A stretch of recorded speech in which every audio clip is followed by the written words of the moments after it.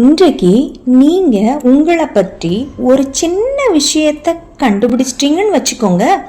இந்த நாள் முழுவதும் நீங்க எதிர்பார்க்காத அளவுக்கு உங்களுக்கு பயனுள்ளதாக அமையும்.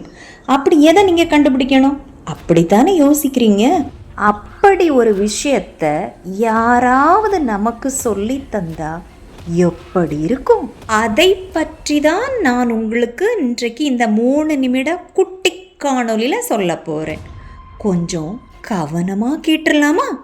வணக்கம் and welcome to focus Tamil. கிட்ட பேசி கொண்டிருப்பது சுதா. நீங்கள் ஒரு கடைக்கு பொருள் வாங்க போறீங்கன்னு வச்சுக்கோங்க.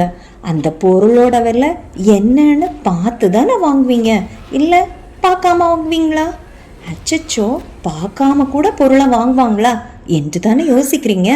ஆமாங்க, நாம் நம்முடைய வாழ்க்கையில ஒவ்வொரு நாளும் ஒரு பொருளை அதோட விலை தெரியாமலேயே வாங்கிட்டு இருக்கோம்.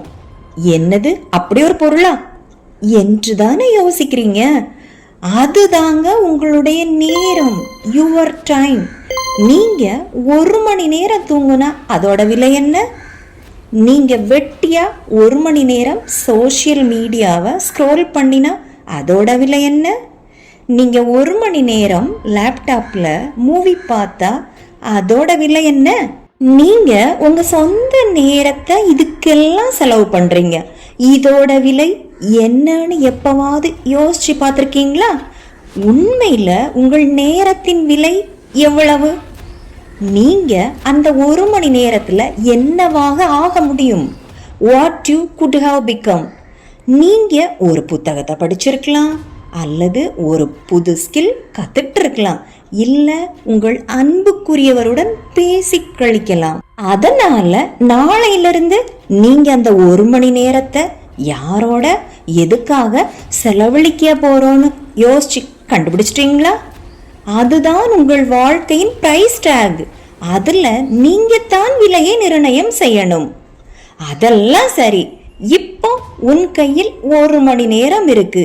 இது உனக்காகதா இல்ல மற்றவங்களுக்கானதா? அத நீங்க தான் முடிவு செய்யணும். உங்கள் நேரம் உனக்காக, அதை உனக்காக பயன்படுத்திக்கொள். வாழ்க்கை வாழ்வதற்கே. நாளைக்கு இன்னொரு புதுக்கதையுடன் உங்களை மீண்டும் சந்திக்கிறேன். Until then, Sudha. இந்த பதிவு உங்களுக்கெல்லாம் பிடிச்சிருந்ததுன்னா லைக் பண்ணுங்க. இதை போல தினமும் ஒரு குட்டி கதை உங்களை தொடர்ந்து வரணும்னா இந்த சேனலை சப்ஸ்கிரைப் பண்ணிக்கோங்க. உங்களோட கருத்துக்களை கமெண்ட் பாக்ஸில் தெரியப்படுத்துங்க. நன்றி.